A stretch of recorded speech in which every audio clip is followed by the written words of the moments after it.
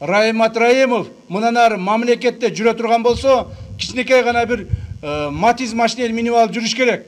Мен бир мисалды айта кетейин. Эми биз ар дайым эле айтып келип жатабыз. Ушул уюшкан кылмыштуулук топторго каршы күрөштү күчөтөбүз, жүргүзүп атабыз, контролдоп атабыз деп.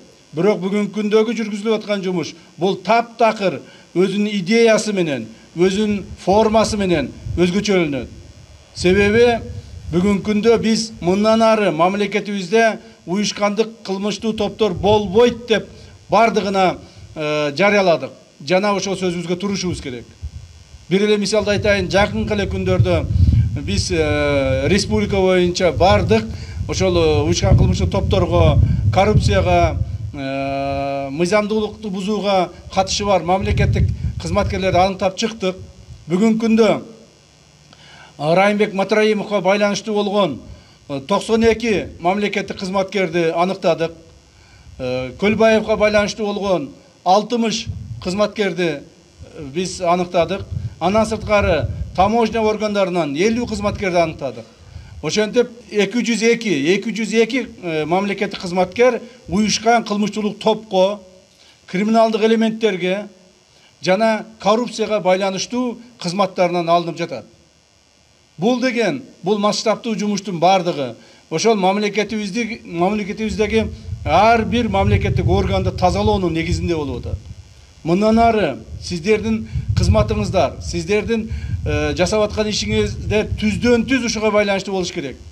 Ар бир райондо, ар бир айыл өкмөттө, ар бир айыл өкмөттөгү кеңештерде бир дагы уюшкандык кылмыштын топтун мүчөлөрү депутат, айыл өкмөттүк кызматкери, райондук, облустук, министрликтердин кызматкерлери болбош керек. Аларды аныктоо, аларды ачык алып чыгуу, жана алардын жасаган кылмыштары боюнча жоопко тартуу биздин түздөн түз милдетибиз.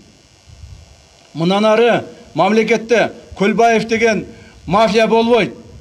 Мындан ары мамлекетте Райым Матраимов деген мафия болбойт. Райым Матраимов мындан ары мамлекетте жүрө турган болсо, кичинекей гана бир Матиз машинени минип алып жүрүш керек. Мындан ары Райым Матраимовдун кланы, анын байлыгы, анын кылмыштуу түрдө топтогон байлыктары мамлекеттин өсүп өнүгүшүнө тоскоол жаратып, же ички биздин саясий иштерибизге тоскоол кыла албаш керек. Себеби, урматтуу угандар, мына өзүңүздөр билесиздер, ушуга чейин көптөгөн шайлоолордо, көптөгөн мамлекеттик маанилүү иштерде ошолордун акчаларын негизинде көптөгөн биздин ачык эле айтыш керек кызматкерлер дагы, улуттук коопсуздук мамлекеттик кызматкерлери дагы мунун ичинде бар. Ошолордун акчаларына берилип кеткендер бар. Ошолордун акчаларынын негизинде аларга кызмат көрсөтүп жүргөндөр бар. Дагы бир жолу баса белгилеп айтып кетейин. Биздин мамлекетибизде мындан ары Көлбаевдин мафиясы, Райым Матраимовдун мафиясы жана башкалардын мафиясы болбойт. Мамлекетибиз таза, мыйзамдуу, стабилдүү, тынчтык заманда жашаш керек. Мамлекетибизде кимдер жакшы жашаш керек?